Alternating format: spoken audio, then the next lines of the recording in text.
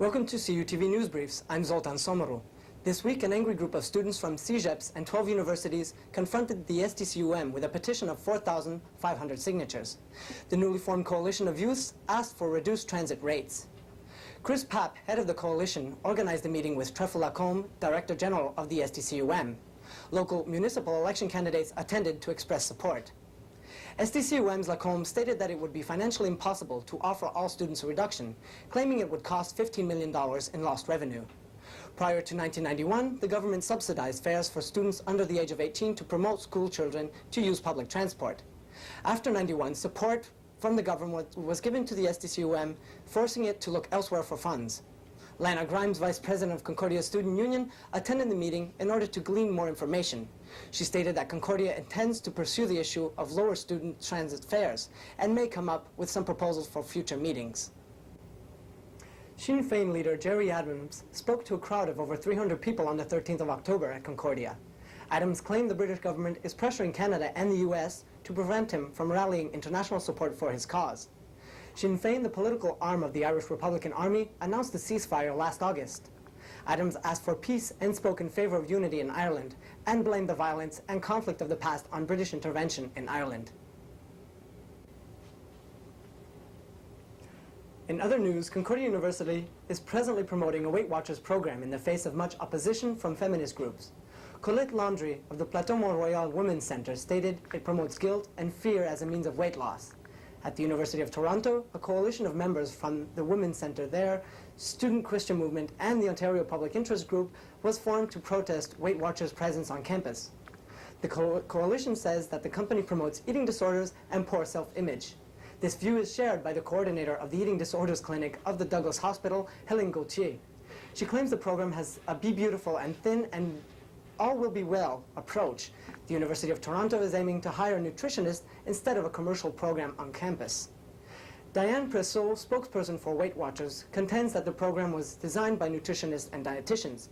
Concordia's chapter of the Quebec Public Interest Group are not aware of Concordia's involvement with Weight Watchers.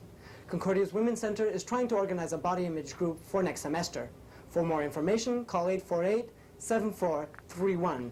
The Eating Disorders Clinic will be holding a meeting on November 8th at the Douglas Hospital.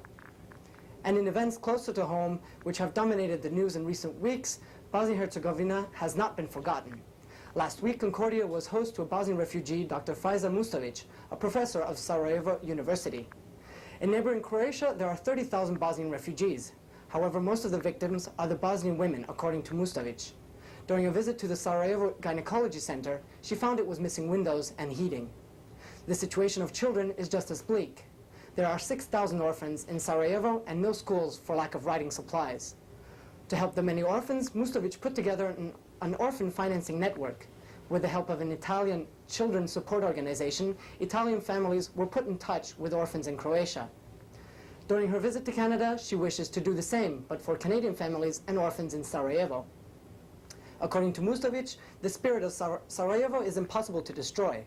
Croats, Serbs, and Muslims always live together in Bosnia. They are all in the same spot, said Mustovic. Shells can't choose who they will kill. Winter is approaching and it poses a great threat. There are no more trees in Sarajevo, and most people have already burned their personal libraries during the last 2 winters. And now to draw the winner of last week's contest, which was to answer the question, who was the star in the movie Time Cop? The prize is a pin from the movie Time Cop. And now we'll do the drawing. Open this.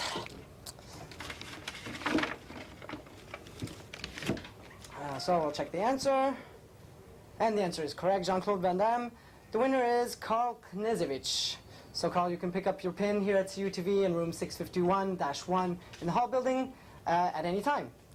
And now for next week's contest, the winner may choose from any of these 3 discs.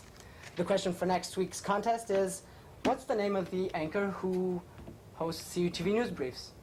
For CUTV News Briefs, I'm Zoltan.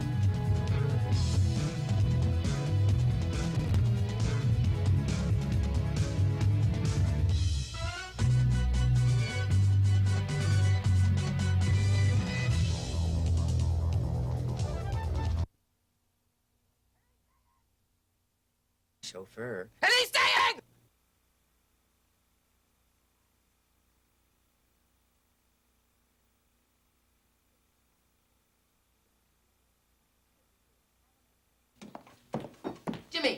Ham and eggs, I think. Yes, ma'am. Good morning, gentlemen. Good morning, Mrs. Carlisle.